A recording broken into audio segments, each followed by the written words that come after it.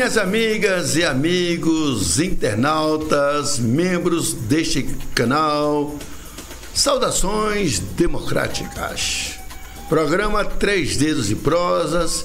Se ainda não é inscrito, por favor se inscreva, compartilhe, curta, comente. Acione o sininho para novas lives. Vamos à primeira das três prosas de hoje. O Brasil atravessa um período de intensa turbulência política, com o governo de Lula enfrentando críticas tanto internas quanto externas, que afetam suas relações com potências internacionais e acirram a polarização no país. O cenário atual pode abrir caminho para novos nomes na disputa presidencial 2026. O foco de urgência é a necessidade de pacificação social e também renovação política para o avanço do país. Necessariamente temos que dizer, o contexto político brasileiro, caracterizado por disputas internas e tensões externas, levanta questionamentos sobre o futuro das, por exemplo, eleições presidenciais para 2026. Há uma série de eventos recentes que evidenciam o grau de tensão e a instabilidade nas relações internacionais e internas do país. Claro, existe aqui uma série de incidentes que marcam o governo do presidente Luiz Inácio Lula da Silva, os quais refletem um ambiente de atrapalhada inconsequente em torno tanto da liderança nacional como no que ele vai fazer a cada passo que dá em direção ou não a, digamos, prolongamento do seu governo. Há petistas que não gostam das minhas verdades, me acusam de falar bobagens. Tá, então destaco a postura do presidente brasileiro em relação aos Estados Unidos e à Argentina, que resultou em uma deterioração significativa das relações diplomáticas com essas nações. O confronto direto com o presidente norte-americano Donald Trump e o distanciamento, claro, com o presidente argentino, com que o Brasil possui ainda uma relação, mas uma relação mesmo daquelas bem prolongadas, firmes, histórica, são apresentados como marcos de uma política externa que tem se afastado dos padrões, aliás, tradicionais de alinhamento internacional. Além disso, a postura do presidente Lula em relação ao governo de Israel e à Venezuela, claro, alvo de muitas críticas. Por exemplo, a declaração de personalidade não grata, persona não grata, feita por Israel ao Brasil, e a ameaça de morte proveniente de Nicolás Maduro, presidente da Venezuela, a quem Lula havia considerado um aliado.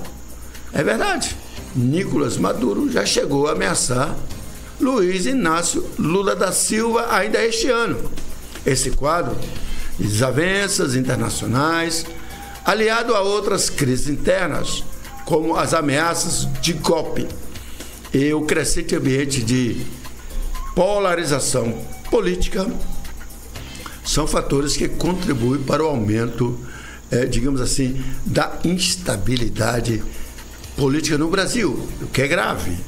No entanto, ainda assim, apesar da crise, sem dúvida nenhuma, será que existiriam possibilidades da renovação política para o Brasil com a queda de popularidades, por exemplo, como figuras Bolsonaro e Lula, o que abriria, claro, um espaço, talvez, para novos nomes na corrida presidencial de 2026? Olha, eu, sinceramente, Fico entre o ceticismo e a sinceridade. Mas entre os possíveis candidatos de oposição, destacam-se os governadores Tarcísio de Freitas, Ronaldo Caiado, Ratinho e Romeu Zema. Ninguém pode descartá-los, pois são considerados nomes fortes para representar uma alternativa, quem sabe, ao atual governo. Bom, vamos em frente. Vamos agora à prosa de número 2. Durante a pandemia, o auxílio emergencial foi essencial para mitigar os efeitos do desemprego e da segurança alimentar. Na Bahia, aproximadamente 3,4 milhões de pessoas foram beneficiadas em maio de 2021, numa fase intermediária do programa federal. Já em junho de 2020, o estado da Bahia havia recebido cerca de 7,6 bilhões de reais em repasses, o segundo, inclusive, maior valor do país, atrás apenas de São Paulo. Esses números representam cerca de 38,8% da população baiana. Isso aí cobriu na época uma parcela significativa dos mais vulneráveis. Bom, o valor médio a ser devolvido no estado agora é de aproximadamente R$ 2.500 por família, considerando aí os pagamentos acumulados durante o período do programa.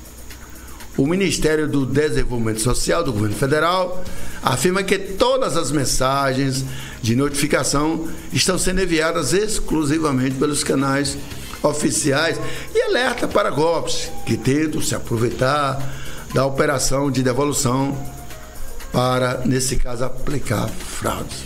Bom, até o momento a Bahia responde por 4,1% do total de notificações no país, enquanto São Paulo lidera o ranking com 55,2 mil famílias notificadas, somando aí 155 milhões em valores a devolver. Em seguida, aparece Minas Gerais com 56,6 milhões e o Paraná e Rio de Janeiro, ambos com 36 milhões. Apresentados todos os detalhes desta pauta, agora vamos aos pormenores, porque por trás de uma suposta boa intenção pode haver um diabólico caldeirão de maldades. O governo federal atual vem promovendo uma gestão vista como cheia de vinganças e maldades disfarçadas de boas intenções. É de praxe no Brasil governantes substitutos destruírem ou abandonarem realizações de administrações passadas, boas ou ruins, especialmente quando são de grupos políticos de oposição. Essa pode ser mais um desses graves momentos em que vive o país. A devolução, observem, parece bonitinha, bem intencionada, sob justificativa de obrigar quem recebeu alguma coisa de auxílio emergencial da pandemia sem ter o direito, terá sim que devolver. Ora, sim, mas qual critério? Como isto está sendo feito? Como se sabe, quem sabe o que recebeu e que não deveria ou não devia ter recebido? E por que não tinham o direito? Já que, vocês sabem, o benefício era para todos, e não Bolsa Família, independente de classes ou renda social. Porque o país havia 100% parado, sem funcionar. nenhuma de suas economias e de produção. Ninguém trabalhava porque era proibido, ninguém recebia porque não havia como pagar, porque ninguém trabalhou e ninguém produziu nesta época. Então, fique-se claro, este programa de auxílio emergencial, volto a dizer, não foi criado para a promoção de assistência social, e sim para ajudar o povo brasileiro a sobreviver em tempos de uma tragédia pandêmica. Essa ação do governo em mexer com o auxílio emergencial me parece ter muito o que a desconfiar do que aplaudir. Me parece que dentro daquele que eu disse antes, você tem governos que o cara que fez de bom vai lá e tira porque o outro que sucedeu não gostou. E aí o Brasil volta à estaca zero do atraso e do abandono. Bom, vamos esperar que sim, vamos esperar que não. Mas eu acho que essa devolução do auxílio emergencial, que a imprensa não está dando destaque, tem muito o que explicar, tem muito o que esclarecer. Vamos agora à prosa de número 3, a última do dia. O ministro da Casa Civil, Rui Costa, afirmou que ainda não há definição sobre possível candidatura ao Senado dele para 2026 e que as conversas sobre o tema serão intensificadas na virada do ano. Segundo Rui Costa, a decisão será tomada de forma coletiva, considerando o cenário político nacional e as prioridades do governo. O ministro tem sido apontado como um dos possíveis nomes do PT na disputa pela vaga para o Senado da Bahia em 2026, mas evita confirmar a intenção porque há outros nomes. No frigir dos ovos, a impressão que vai ficando nesse imbróglio cada vez mais enigmático, desastroso, que só terá um cenário mais transparente com a proximidade do pleito no ano que vem, é que eu acho que estão cozinhando o ministro Rui Costa em banho-maria, porque por precaução, aliás, precaução. Ele não é besta, já vem mantendo boas conversas com o avante do empresário Ronaldo Carleto, dirigente estadual do partido. A única coisa a favor de Rui Costa, eu digo, são as pesquisas, que além de colocá-lo na frente do próprio Jacques Wagner e também do Ângelo Coronel, aliás, apontam uma baixa rejeição ao ministro.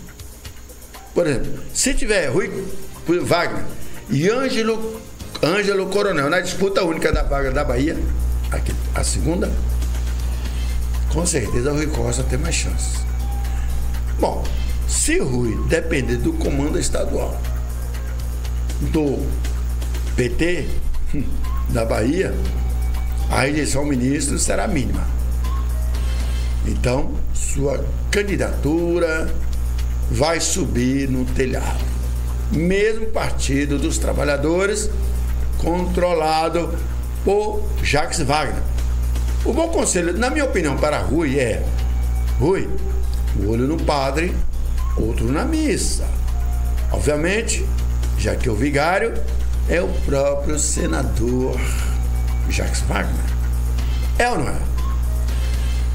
Se gostaram da live, dê o ok de positivo, façam o triplo C, curtam, comentem, compartilhem. Se não são inscritos, por favor, se inscrevam. Acione o sininho para novas lives. Até a próxima.